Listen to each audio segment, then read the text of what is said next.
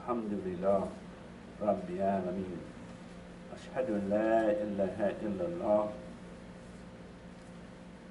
wa ashhadu anna Muhammad abduhu wa rasuluh. I seek refuge in Allah from the rejected enemy Shaitan.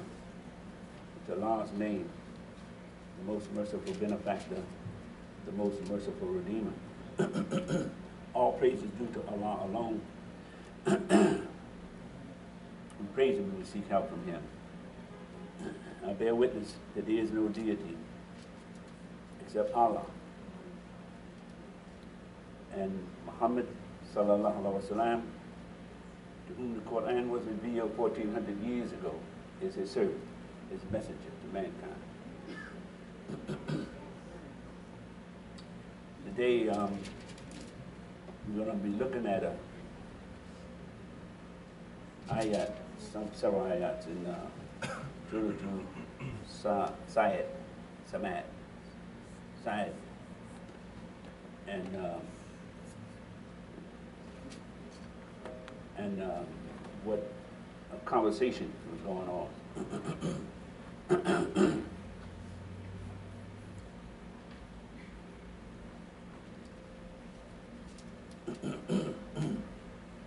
There's a day that is mentioned in the Quran. Yawm al-Qiyamah is the day, Judgment Day, meaning that after all the tallies have been done, everything has been said, everybody has done what they're going to do, the creation has done its thing, Allah is going to judge. Sometimes we think that the judgment is relevant to all the creatures, all of the creation, but basically it's relevant to the human being, because the human being is the one who had free will by which he could be judged. Other things in creation, like the malaika, for example, they only did what they were told to do. They never did anything other than that. They never made any decisions on their own. So what would be to judge them on? How fast they did what they were supposed to do? They did it as fast as they possibly could. Never hesitated. There was no hesitation. But the human being is the one who had the power that Allah has given him to be able to say, la, I don't want to do it. La, I don't even believe in this stuff. La, this is not my thing. Human being can say that. A tree can't do that. A tree has to grow up from where it's planted, and according to the nourishment it receives, and according to Allah giving it the air, the sunlight, the water, for it to grow, it grows. But the human being doesn't have to grow. Do you know we have a street full of people? A lot of the major cities. Some people we call them the homeless, vagrants. Some of them are not that way because they just choose to be like that. Some of them have illnesses. But some just quit on life. Some has quit on life because the situation is a little more difficult than they expected. A little more difficult than they had planned. So they quit. See, there's nowhere in the Quran that Allah says quitting is okay.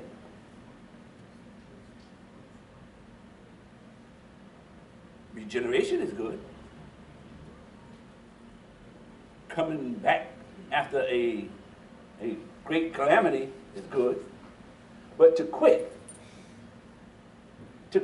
and Allah gives us that power to say, la. He gives us the power to quit on His creation. The sun cannot quit.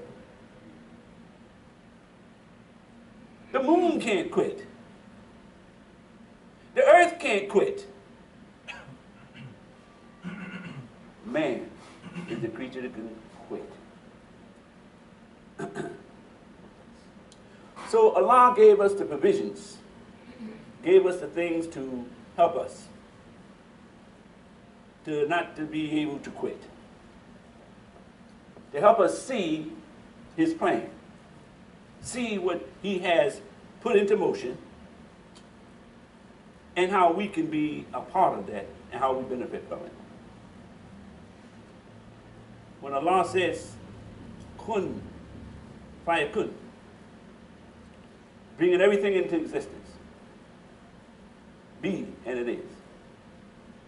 Be. Only commandment he needed. Be, and it is.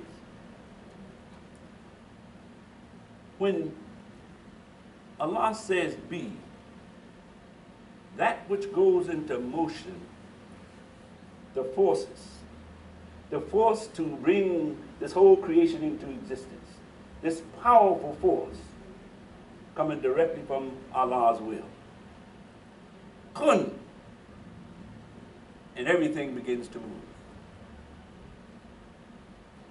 Kun, everything begins to take its place in this creation according to the nature in which Allah had created it.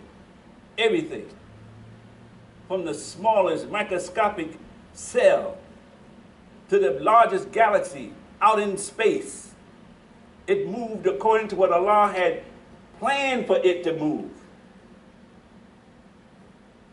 Couldn't and just begin to evolve over millions and millions of years, non-stop. That's very powerful. Very powerful if we really saw the impact of that. But you know who saw the impact of that? 1400 years ago, when Prophet Muhammad ﷺ was given this Quran, his people were satisfied being really backwards. Although they could speak their language very well and was very elegant in their language, they were really behind the rest of civilization in terms of civilization moving forward. They were still dealing with pagan ideas and concepts. But when Allah blessed Prophet Muhammad ﷺ with this Quran, then it began to change. The impact that this Quran had on the Arabs during the Prophet's time was phenomenal. Was absolutely phenomenal. And it was this Quran. It wasn't Prophet Muhammad ﷺ, understand it clear, it wasn't because he was a great motivator. It wasn't because he was a great writer or he was a great poet. It wasn't any of that.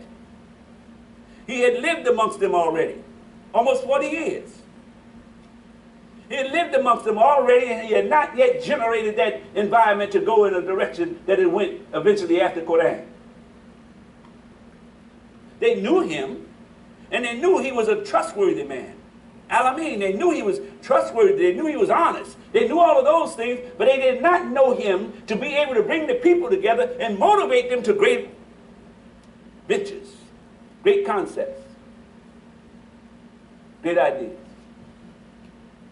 But when Allah revealed this Quran to him, when he revealed this Quran to him, the whole peninsula changed. He changed.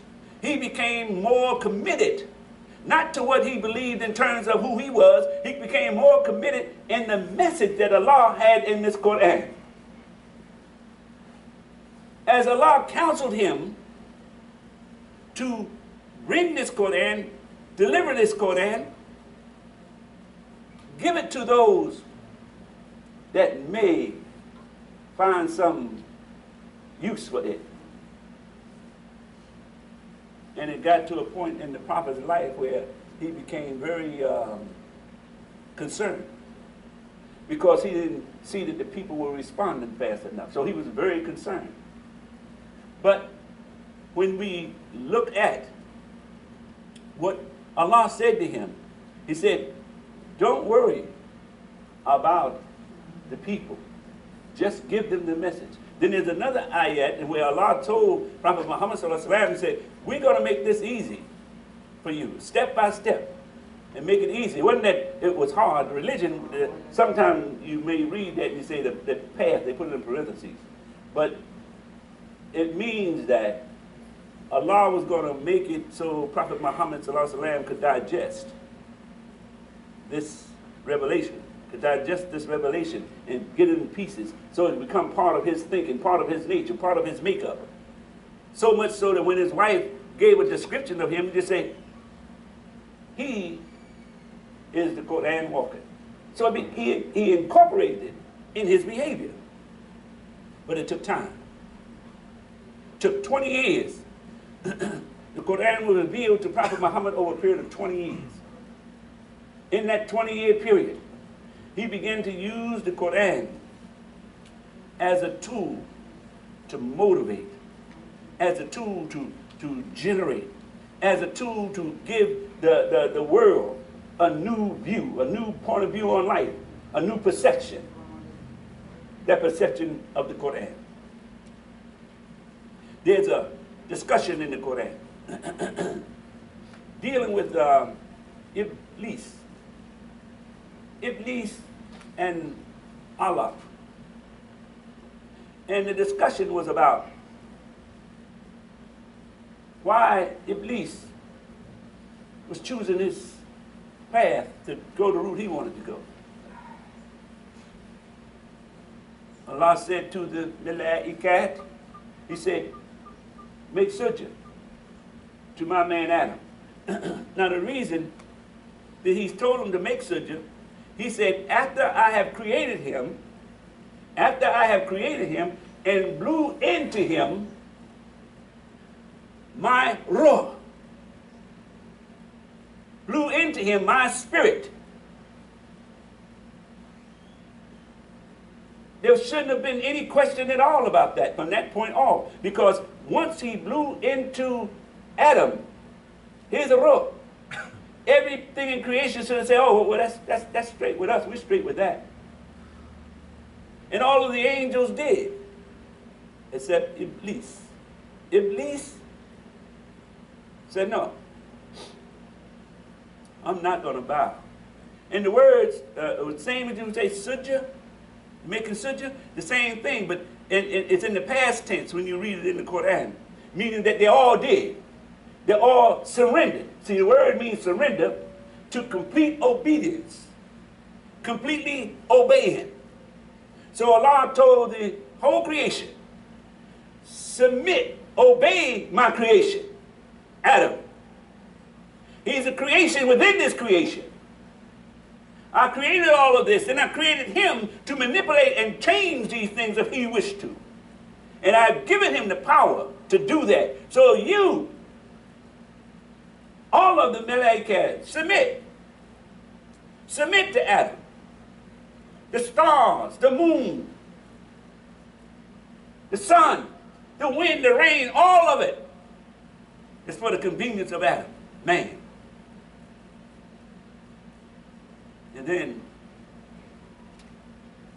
one didn't submit. He didn't say, I'm not going to submit. He just didn't submit. So the conversation in the Quran, it goes that Iblis, why you, and now he calling him by name, because you remember early on he said that he was a jinn. Iblis was a jinn. Now jinn is a creation. Jinn is a creation that Allah create to motivate, create to move, create to feel. It's the feeling, the emotions, it's all involved in the whole creation. It's in our nature. That's what causes us to love. That's what causes us to hate. That's what causes us to like and dislike. What causes us to like the way something tastes, we don't like the way something tastes. It's because of the jinn nature that's within us. But that jinn nature, Allah was pointing out in this debate. This wasn't a debate. Actually, it was a discussion that Allah was having with the jinn. The one who became Iblis. And he was saying to him, I've given you that power. I've given you that power to submit to Adam. I didn't give you that power so you can do something. I didn't give you that power for you to try to prove a point. I gave you that power to follow Adam. Follow my creation. Now, Iblis, because if you understand and look at the language of the Quran, you will see that Iblis has some power. Iblis was given the jinn. The jinn was given some power. He's created from fire. Created from fire, the Quran says, fire without smoke. That means that he had the power to change things. Without that power to change things, man would remain plateaued. But because man has the power to change something, he can go up and down. One man will say to another man, the world is flat. We've been told the world was flat. We've been told that all our lives. And another man said, I don't believe that. Where did he get his information from? He got it from his emotion. He just did not accept it. He just did not accept it. He said, no, I just don't believe that. He had no information. He didn't go around the world. He didn't go to the edge and look over and say, oh, no, it ain't flat. He didn't do that. It was his emotions that he was coming from. He was coming from that power that Allah put in him to say, lie. I don't believe it. I just don't believe it. I can't prove it yet, but I don't believe it. I just look at the creation. I'm looking around. I don't believe it's flat. And I believe we can do some other kinds of things. He hadn't even left the continent. He hadn't even left his room hardly. And yet he was believing that. Just like Ibrahim, when he didn't believe his father. Ibrahim, he didn't have no proof of Allah. He didn't have no proof of the existence of a God. But he couldn't believe that. His intellect wouldn't allow him to believe that. His emotions said, no. So the emotions play a big part in the human being's development. That jinn nature plays a big part. Not only does it have the power to say no, it has the power to say yes. And when it says yes, it means it's going to overcome whatever obstacles are in its way. Once you make up your mind, your will, that's what that's talking about, your will. Once your will get in place, and you decide to do something, you will do it. That's the power of the will. That's the power of the jinn nature. Overcoming obstacles. If we didn't have that nature, we wouldn't have never tried to fly. If we wouldn't have that nature, we never would have tried to transplant a heart. If we didn't have that nature, we never would have done the things that man has done over the years. We would have been satisfied. Living in a tree or in a cave or out in the woods somewhere. We see human beings like that right now. You can go in some of the deeper parts of the world and you will find people there who haven't changed over hundreds and hundreds of years. Still wearing little things. Some of them not even wearing any clothes. They wear beads. You see them on your TV and internet where you go to the National Geographic and look up old civilizations in modern time. They haven't changed because they had not willed themselves out of ignorance. They have to will themselves out of ignorance. Man will remain in ignorance as long as he allows himself to be ignorant. So Allah created the jinn nature so man could will himself out of ignorance. So man can say to himself, I believe there's a different way to do this. I can't see it right now. I can't tell it right now. But I just believe it's a different way. Just like I believe man can fly. Can you imagine what the first man was thinking when he said he believed that a man could fly? He believed it with all his might and all his heart, but his intellect, his rational mind told him, we do not have wings. We do not have feathers. We do not have those things that could make us fly. But in his mind, he said, man can fly and I'm going to make him fly. So he did some things, build wings. He built things on himself. He made things. He was going to make himself fly. And just a number of 100 years later, we stepped off onto the moon. That's the power of the will. So only thing that Allah was pointing out to Iblis, you were created to serve me. And I created you to serve Me and me only. And when I said make sujud to my man, my Adam, you were supposed to make sujud. And then Iblis says, but I'm better. I'm better than Adam. I'm better than he. You created me from fire. Fire can melt things. Fire can burn things up. This is the most powerful thing in the creation.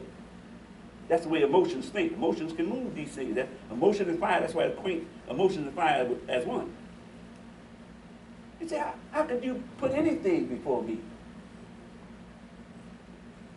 And Allah told them when they asked the question, why would you create something that's going to cause a mischief? He said, I know what you know not. But Iblis didn't settle with that. Iblis figured he had it figured out. Emotions are powerful. Emotions get things done. Your ambition, your drive, everything come out of emotion. If the emotions are not moving you, you're sitting still. Iblis saw that insight. So he said, I should be in charge. Now, you know, man is made from what they call clay in the English. But what it means that man is made from a component that's shaped, that can be influenced, that can be shaped into a figure in terms of character. Man can be formed. That's why I meant that's the material. Asadi Taqweem, it's the best form to make man. Because now you got something that you can shape. Just like we try to do with our children sometimes. You know, we try to get our children to want to be lawyers. We try to get them to want to be this or want to be that. We're trying to shape them for the best life they possibly can be. Because we see a little further than they do. We have a little more insight on the world than they have. So we can sort of like help plan things for them. Shape it. Man is like that. So Iblis thought that fire was better than that. Fire could change that. Iblis said, fire can change pottery. Fire can change things. I should be in charge. But Allah said, you are of the ones who have. There's a word that Allah used here, which is the same as takbir. You've heard the term takbir. Takbir. The only answer to takbir is Allahu Akbar. In takbir is Allah is takbir. That's what they're saying. Takbir, Allah is takbir. Takbir means exalted. Exalted means above everything. There's nothing under it. It's above everything. And so only Allah can be exalted. So it says, so when you hear someone say takbir, the only reply to that is Allahu Akbar. You're saying Allah takbir. That's what you're saying. Allah is takbir. And Allah said to Iblis, why would you try to be kabir? Takbir. Use the same term. Why would you try to be the exalted one? That's arrogance. They translate it in the English. When you read the English, you read the translation as arrogance of that. Haughty. Arrogance. But really the word comes from takbir. He was saying, I'm supreme over man. So who told you that? Allah says to him. Because he made that up himself. So Allah, get thee from here. Meaning that you will never rule. Never rule. You won't rule in the hereafter. And then Iblis said, well, I can prove that I'm better than this creature. I will control them. I will take them and show them they're wrong. You see, so what Iblis was trying to explain, that okay, you said I'm not doing the right thing here, but I'll show you that this creature can be misled easily. And if you give me time, I'll prove it. So Allah said, you got the time. You got the time. You got until the judgment. And so what you see in the world today, you see much of the world today being led by what? The emotions. Because Allah gave him the freedom. Allah gave the emotions the freedom. People killing people. Police officers, who are supposed to be police officers, guardians of the peace, acting more like they are guardians of war. Emotions. I listened to a politician, I think it was yesterday, and he was complaining about world conditions. And yesterday afternoon, this guy Savage, who comes on radio, Savage, I forgot his first name, but something Savage. Now he was talking about the world won't be at peace until we dominate. The language, the thinking, the language. We should get our bombers to go over there and blow them all to miseries. Then the world could be at peace. You see, the world in this emotional state believes that if it puts its foot on someone's throat, that's the only way to keep peace. They don't believe in peace. They believe in domination. They don't believe in peace. They believe in domination, and that's how you bring about peace. So when Allah revealed Quran to Prophet Muhammad 1400 years ago, he says, tell them that the deen, that the way of life, the way of civilization is Islam, peace. You can build a world on peace, and it'd be much better than the world you have built on war. You have to get the people to get this message to the people. And they will begin to believe. And what you see in the world today, you see peace. Push it. Peace. Push it. Peace. Trying to make a way in this world that's dominated by war. That's dominated by oppression. That's dominated by keeping their foot on the throat of the innocent and the weaker. But peace is coming in. So peace is growing. Now I know we see Islam as a fast growing. And when you see the news reporters and you hear about it in the news, you see a lot of negativeness. That's not Islam. That's not Islam. And you and I, we must be able to discern with our own intelligence, that's not Islam. Islam is about peace. We're supposed to use all our efforts and all our energy about peace, not trying to bring someone down and then there's peace. That's domination. Only can be peace if I shoot you. That's domination. That's murder. And once we begin to see the value of peace, that is more than just coming to make salat.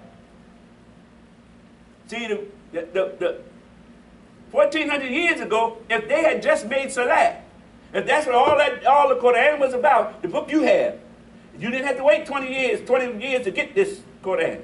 You got it in your hand, the whole book. They weren't just making salat. If this book had come to just for them to make salat, you still wouldn't have heard about it. This book came to make a change. This book came to change the world and bring the world into a better understanding of what the human nature is about. And when Allah said to man, why he called man the Khalifa, he wasn't calling a man the Khalifa because he can pray good. He wasn't calling a man Khalifa because he can bow down. He called a man Khalifa because he tear it up. He can bring things out of things. He could change the whole world. He could go in the ground and bring out airplanes. He could go in and transplant hearts. That's why he was called a Khalifa.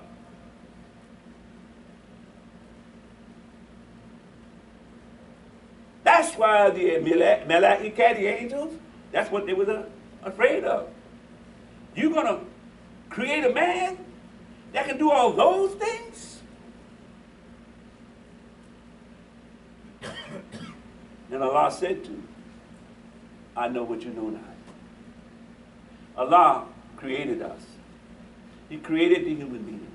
He knows our nature. He knows we'll get off track a little bit. He knows we'll do a couple things that just not sound at all.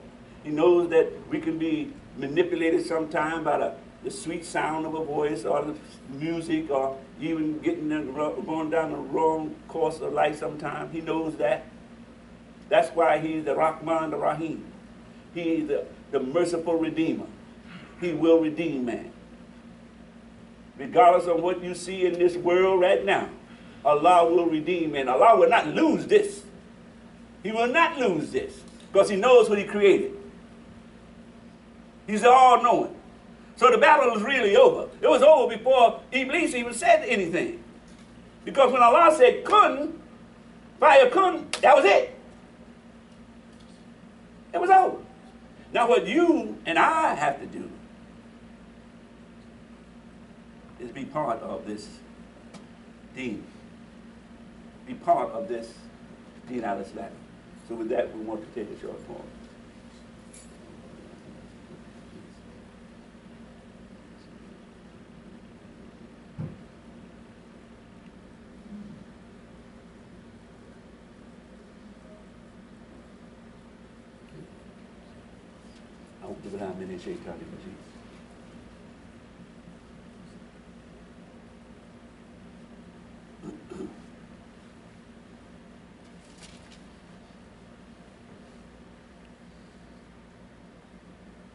And when Prophet Muhammad revealed the Quran,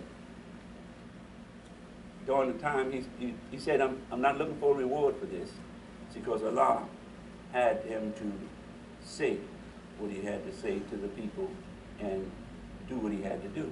So over a period of that 20-year time, he was able to get the people to see the Quran, the power of the Quran.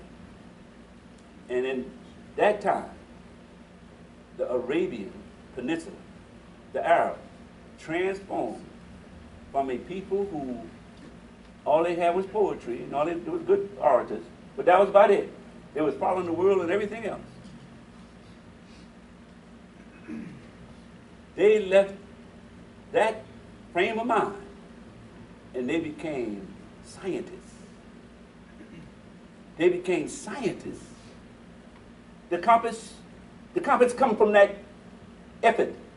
The compass. The algebra you go and get in school and the mathematics comes from that effort. The doctors, all these big hospitals you see now, their base understanding of medicine comes from that effort. Physics comes from that effort. Aerodynamics come from that effort. It was that effort that was caused by the Arab people who accepted the Quran, believed in it, and it changed them, improved on their life, made them a better people, more advanced people to advance the whole world. That's the power of this Quran. Now, you have to believe it. You have to believe that power. And there's good evidence. That wasn't so long ago we can't look at history and see that happen. And it wasn't during Abraham's time or during Noah's time. You can't dig that up. That's all biblical and that's all in stories that Allah put in the Quran. But you can't go back and say, well, this is the proof of Noah right here. Not historically speaking. But you can with Prophet Muhammad sallallahu alaihi wasallam. You can measure from the time he received the Quran to the impact they had on the world. Just imagine now. There's millions and millions and millions of Muslims. Just imagine had we all let the Quran live in us the way it lived in them. See, I'm not criticizing that much. I'm sort of like saying a little bit of something, but I'm not that much. I'm holding some of this. But the thing is that when you look at America, America have a much more difficult time learning the Quran, especially the African American or Caucasian American. But what happens is because the Quran is in Arabic here. It's in Arabic. So there's a lot of different translations, but all of them say something a little different because they have their own opinion about what that word means. When you really get the meaning of the Quran is when you start reading the Arabic for yourself. Then you begin to see what Allah is telling you about His power. And it's a little more difficult because most Americans, and especially the African Americans, only speak one language. So it's hard for us to adjust to languages, adjust to another language. Well, we get a little Spanish in school, you know. By the time you get out of high school, you don't remember what "como se llama" means. You just lost. You see, but we learn in high school, if you keep it up in college, you get a little bit more. But you go to the average country, or meet the average brother you know in your own community, that's from another country. Ask them how many languages they speak. From the time they were small. Most of them speak 2, 3, 4, some 5 and 6 languages. So learning a language is not that difficult. Most likely Arabic is one of them. Learning the language is not that difficult. But here is a little more difficult for you. So what degree? Measure your degree now. The degree it will take you to learn the Arabic, to learn to read the Quran, and relevant to your blessings for doing that. You think Allah going to let you outwork Him? Not even close. Do you think Allah going to let you come from an ignorant state of understanding the language and learning it by heart?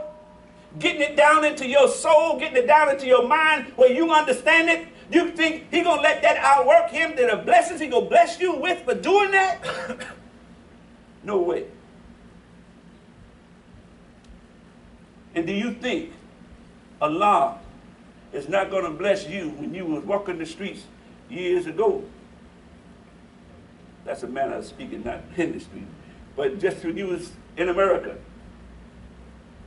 and you was a Christian or a Jew or nothing, or an atheist, and you, because you heard this message, you didn't even know how to speak the Arabic, didn't know how to read the Quran, but you heard it, you felt it. Your inner soul felt that this was something. This was changeable stuff. This was powerful to you.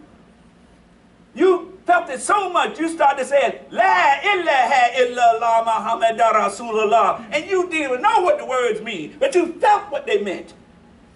And you kept on until you became Muslim. You converted.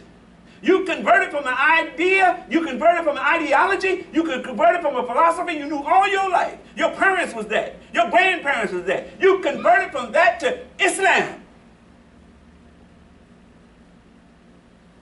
That's powerful. That is powerful. Yes. America will be blessed for that. The African American people who come into Islam, converting, will be blessed for that. You know, one of the largest conversions in the history, especially of America in the Western world, from Muslims being converted to Islam took place in America under Imam Shahid Muhammad. Millions of African Americans converted out of the Nation of Islam that was established by the Honorable Elijah Muhammad, converted to Islam, Deen al-Islam, according to the Quran. That's why you see all these different messages. That's why when people came to this country, somebody was already in this country saying, Assalamu alaikum. That's why when people come in the country, they looked around and said, whoa, all over America had masjids, schools and things developing. Because someone, Allah had blessed someone to accept the Quran other than what they had been taught before, but accept the Quran and accept Islam as what Allah revealed in His Quran, and He exposed others to it. Indigenous Muslims were made in this day and time. They were made here in America by Allah. And now you bring that indigenous Muslims made here in America with the Muslims who are coming into the country, and you fuse that together, you get a powerful element of change. You get a powerful element of change when each of us begin to recognize we are brothers and sisters in this development that Allah wishes for the world. Change will start to come. Change will come because we believe it, and Allah has the power to change.